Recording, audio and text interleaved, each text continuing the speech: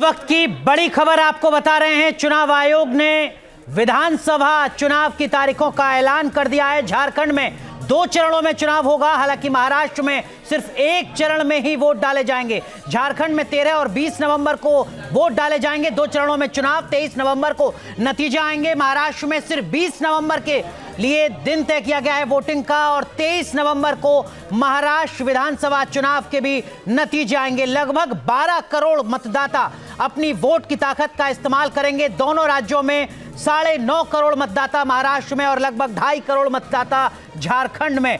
दोनों ही राज्यों में बुधवार के दिन वोट डाले जाएंगे। चुनाव आयोग ने बताया कि 2024 के लोकसभा चुनाव में महाराष्ट्र में जिस तरीके का वोट प्रतिशत रहा था वो कुछ निराशा पैदा करता है और इसी के साथ साथ उपचुनाव को लेकर भी बड़ा ऐलान कर दिया है चुनाव आयोग ने। कुल 48 विधानसभा और 2 लोकसभा सीटों पर वोट डाले जाने हैं, जिनमें से 47 विधानसभा और 1 लोकसभा सीट के लिए जो वोट डाले जाएंगे वो 13 नवंबर को डाले जाएंगे, जबकि 1 विधानसभा और 1 लोकसभा के लिए वोट डाले जाएंगे 20 नवंबर को। नतीजे आएंगे 23 नवंबर को। Constituency by polls. So it's Wayanad and Nanded, the 2 parliamentary constituencies voting, right? Yes. Yes. There is a EP. There is a EP pending. Yeah. Gentlemen in the, yes, please. Sir, I am Sandeep Rajgolkar from TV9 Marathi.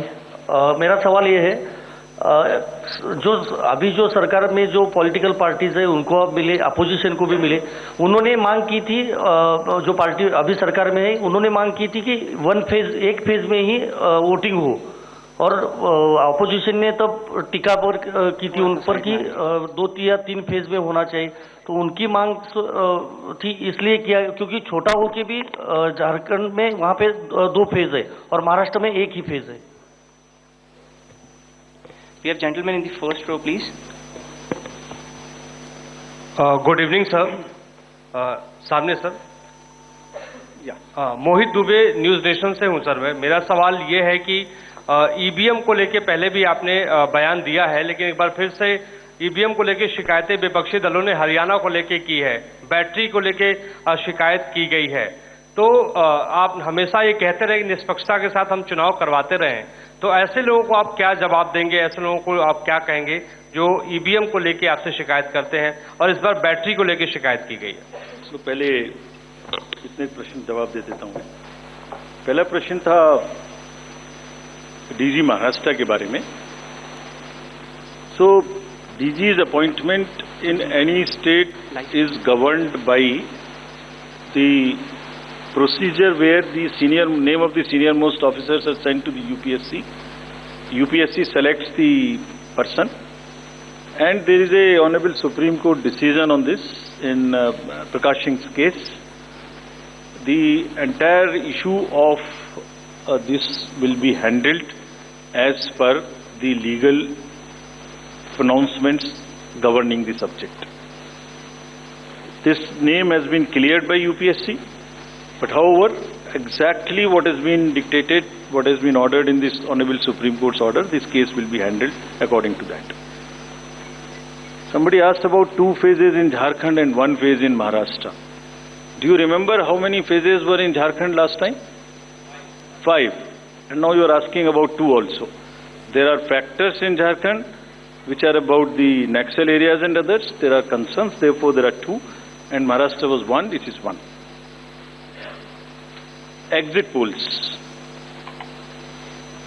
Actually, I didn't want to touch this subject, but since you are asking. तो इस वक्त की बड़ी खबर आपको बता रहे हैं। चुनाव आयोग की तरफ से तारीखों का ऐलान कर दिया गया है। महाराष्ट्र और झारखंड में 2 चरणों में वोट डाले जाएंगे।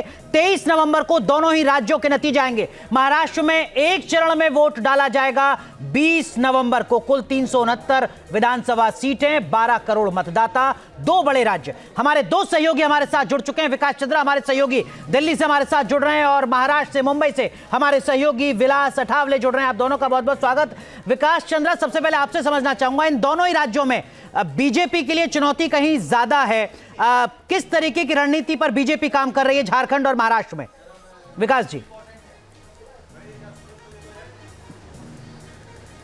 ये निश्चित तौर पर सही कहा आपने कि बीजेपी के लिए दोनों तरफ चुनौती बहुत ज़्यादा है, चाहे वो झारखंड हो या महाराष्ट्र हो, क्योंकि जब वहाँ शिवसेना में बिखराव कह सकते हैं वो दो धड़ों में टूट गया था, उसके बाद से इनकी राजनीतिक जो समस्या है वो बढ़ती चली गई। झारखंड की परिस्थिति बिल्कुल अलग है बीजेपी के लिए, लेकिन हरियाणा विधानसभा चुनाव के परिणाम के बाद बीजेपी में काफ़ी उत्साह है। आपने देखा होगा अनुराग कि हरियाणा और महाराष्ट्र दो ऐसे राज्य हैं जहां बीजेपी ने एक राजनीतिक तौर पर एक्सपेरिमेंट किया था कि महाराष्ट्र में गैर मराठा की राजनीति और हरियाणा में गैर जाट की राजनीति, और दोनों जगह एक टाइम पर वो कामयाब हुए। तब वो देवेंद्र फडणवीस वहाँ मुख्यमंत्री बने थे, यहाँ मनोहर लाल खट्टर बने, और इस बार भी बीजेपी गैर जाट की राजनीति करके हरियाणा में कामयाब हुई है। और बीजेपी की हरियाणा के परिणाम के बाद से जो रणनीति दिखाई दे रही है वो साफ दिखाई दे रहा है कि बीजेपी वहाँ इस चुनाव में भी गैर मराठा की राजनीति पर चलेगी, और मराठा की राजनीति के लिए शिंदे गुट जो शिवसेना है, अजित पवार जो उनके साथ हैं, उन लोगों को आगे करेगी। हालांकि जो मेरी जानकारी है उसके मुताबिक मराठा प्रत्याशी भी कम बीजेपी नहीं उतारेगी, लेकिन उसकी राजनीति गैर मराठा की ही महाराष्ट्र में रहेगी।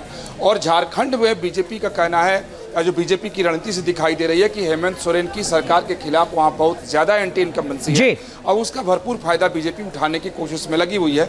इसलिए बीजेपी के नेता महाराष्ट्र को लेकर जितना ताल ठोक कर ये नहीं कहते हैं कि सरकार बना लेंगे, उससे ज़्यादा झारखंड के बारे में ठीक है कि नहीं। इस विकास जी, मैं आऊंगा आपके पास। विलास आठवले, महाराष्ट्र की अगर बात करें और जो बात विकास चंद्रा जी कह रहे हैं कि देखिए महाराष्ट्र में बीजेपी गैर मराठा की राजनीति को ज्यादा हवा देगी, क्या आपको भी ऐसा लग रहा है? और क्या इसका मतलब ये होगा कि देवेंद्र फडणवीस चेहरा होंगे? और क्या यही वजह है कि मनोज जरांगे जो लगातार मराठा आरक्षण की बात कर रहे हैं उनसे मिलते हैं शिवसेना के मंत्री उदय सामंत?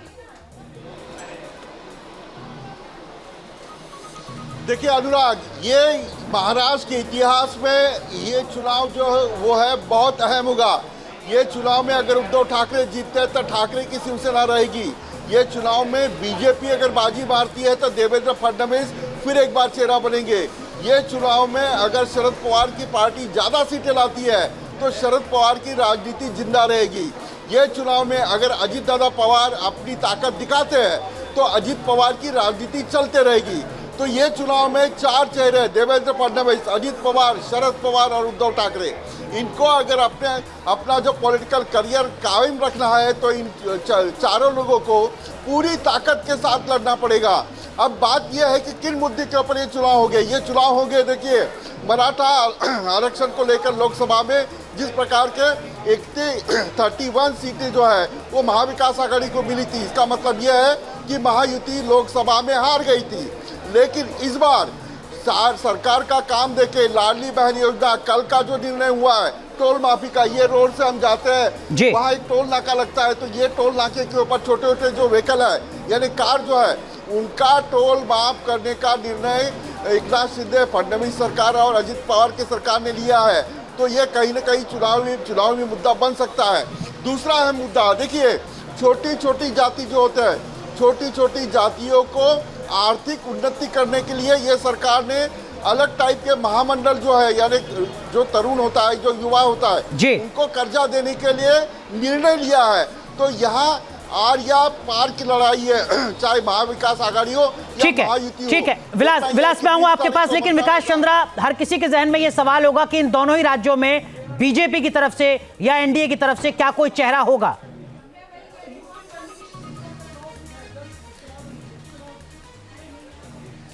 देखिए, इस बार हर बार पीछे विधानसभा चुनाव अनुराग आपने देखा है, आपको खूब अच्छी तरह से सब याद होंगे कि बीजेपी की रणनीति काफ़ी दिनों से चल रही थी कि बिना चेहरे के चुनावी मैदान में उतरो तो कहीं सफलता मिलती थी, कहीं नहीं मिलती थी। लेकिन इस बार हरियाणा में इन्होंने चेहरे को आगे किया और आगे करने के बाद वहाँ के परिणाम कुछ अलग निकल करके आए, क्योंकि जिस राजनीति को बीजेपी वहाँ बढ़ा रही थी तो उसको बल मिल गया चेहरा एक होने के ऊपर। अब बीजेपी इस पर पुनर्विचार कर रही है कि महाराष्ट्र और झारखंड में दोनों को में जगह चेहरे को आगे करके चलो, लेकिन वहाँ महायुति है और यहाँ बीजेपी के साथ भी सहयोगी हैं झारखंड में, लेकिन उतने मजबूत सहयोगी नहीं है। लेकिन बीजेपी के अंदर लीडरशिप को लेकर दोनों राज्यों में काफ़ी खींचतान है।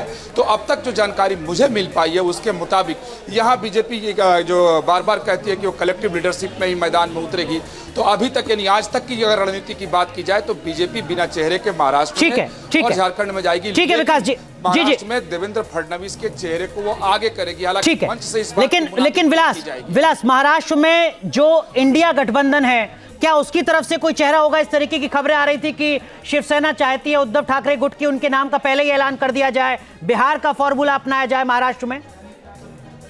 विलास, लगता है विलास से हमारा संपर्क नहीं है, हम दोबारा उनसे जुड़ने की कोशिश करेंगे। लेकिन विकास जी, विकास चंद्रा हमारे साथ, हमारे जी विलास कंप्लीट कीजिए। में भी आ सकते हैं, लेकिन जी विलास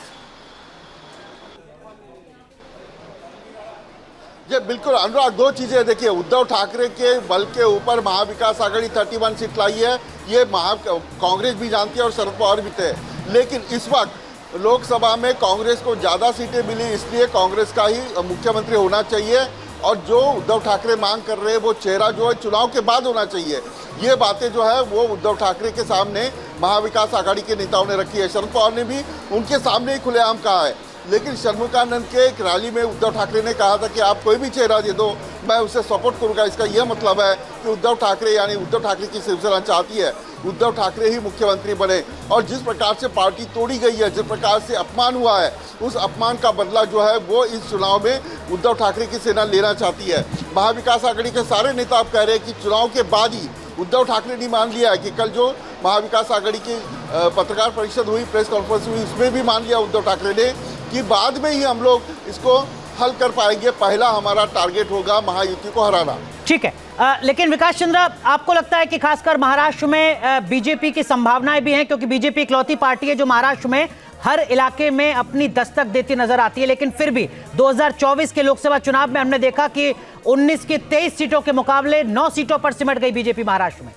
इकलौता सबसे बड़ा राज्य जहां पर बीजेपी को सबसे ज्यादा नुकसान पहुंचा 24 के लोकसभा चुनाव में। ठीक है अनुराग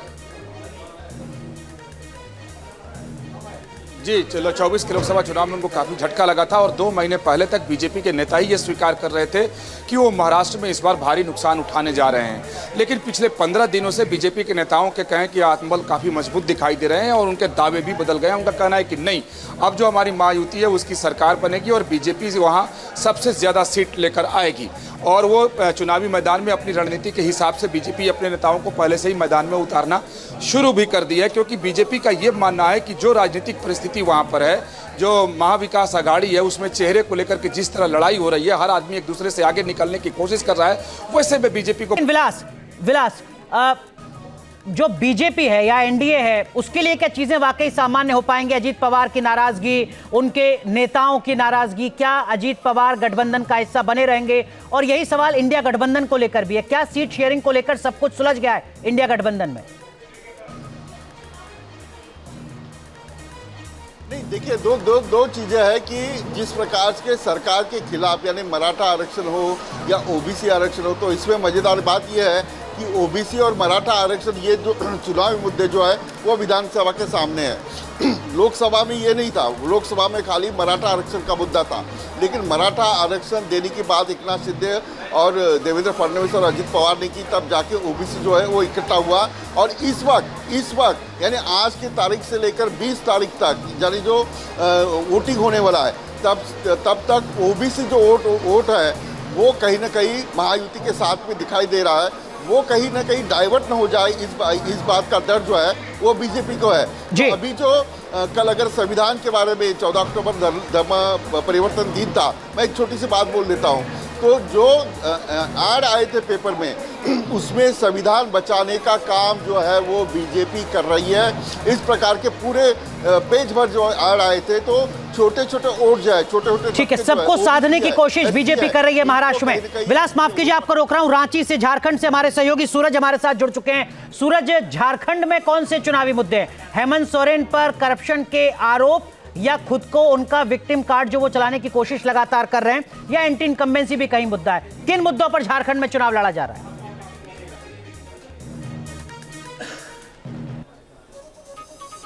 देखिए, हाल के दिनों में जिस तरह से हेमंत सोरेन ने बैक टू बैक ऐसे कई बड़े फैसले लिए हैं, चाहे महिला सम्मान योजना की बात कर ले, गुरुजी क्रेडिट कार्ड की बात कर ले, या फिर किसानों को ऋण माफी की बात कर ले, तो ऐसे कई मुद्दे हैं, खासकर सत्ताधारी दल के पास। लगातार हेमंत सोरेन लोगों के बीच जा रहे हैं, लगातार लोगों से मिल रहे हैं, लेकिन दूसरी ओर भारतीय जनता पार्टी के पास फिलहाल अभी एक ही मुद्दा दिख रहा, वो है बांग्लादेशी घुसपैठ। हालांकि बीजेपी ने यह भी कहा कि अगर हमारी सरकार बनती है तो सबसे पहले बांग्लादेशी घुसपैठ को झारखंड से हम खत्म करेंगे, यानी उनके मैनिफेस्टो में बांग्लादेशी घुसपैठ सबसे पहले नंबर पर अंकित है। लेकिन जिस तरह से झारखंड में 3 चरणों में चुनाव होने की संभावना जताई जा रही थी, लेकिन अब तीन नहीं बल्कि 2 चरणों में होंगे, 13, 20 और 23 नवंबर को काउंटिंग है। सूरज चंपई सोरेन क्या कोई फैक्टर होंगे खासकर संथाल के क्षेत्र में? सूरज चंपई सोरेन,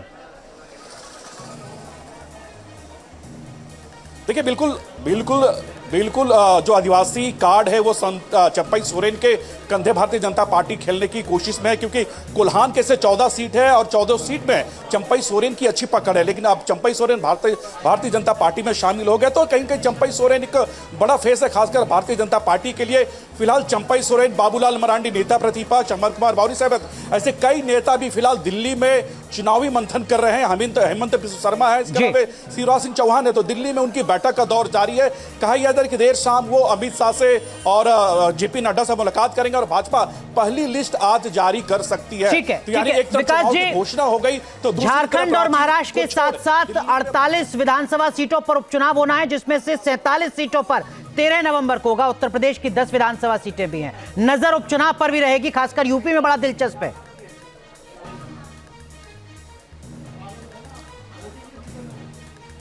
देखिए, बीजेपी 365 दिन चुनावी मूड में रहने वाली पार्टी है। आज तक मैं ये समझ गया, हमेशा से काफ़ी दिनों से देखता हूँ कि कभी बीजेपी के नेता स्थिर नहीं बैठते। एक चुनाव खत्म नहीं होता है तो तब तक दूसरे की तैयारी में लग जाते हैं, और आश्चर्य होता है कि चुनाव तो बहुत दूर है, अभी से ही लगे हुए हैं। उपचुनाव को बीजेपी ने अपनी प्रतिष्ठा का विषय बना लिया है, खासतौर पर अगर उत्तर प्रदेश की बात की जाए तो, क्योंकि लोकसभा चुनाव 2024 में जो नुकसान उठाना पड़ा और उसके बाद से विपक्षी तेवर जिस तरीके से तल्ख हुए, तो उसका जवाब देने के लिए बीजेपी चाहती है कि उपचुनाव सभी जीते जाएं, और अगर सभी नहीं जीते जाएं तो उसमें से अधिकतर सीटें बीजेपी के खाते में आनी चाहिए।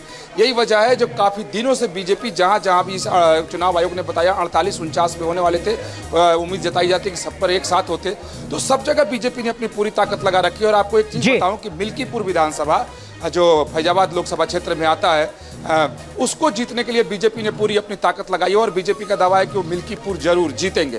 तो जो उपचुनाव होने वाले हैं उसके लिए भी बीजेपी ने अपनी पूरी ताकत तो लगाई है। मिल्कीपुर का मतलब है प्रतीकात्मक तौर पर अयोध्या। रणनीति बीजेपी ने बना रखी है। न्यूज नेशन अब व्हाट्सएप पर खबरों की ताजा अपडेट के लिए न्यूज नेशन के इस QR कोड को स्कैन करें।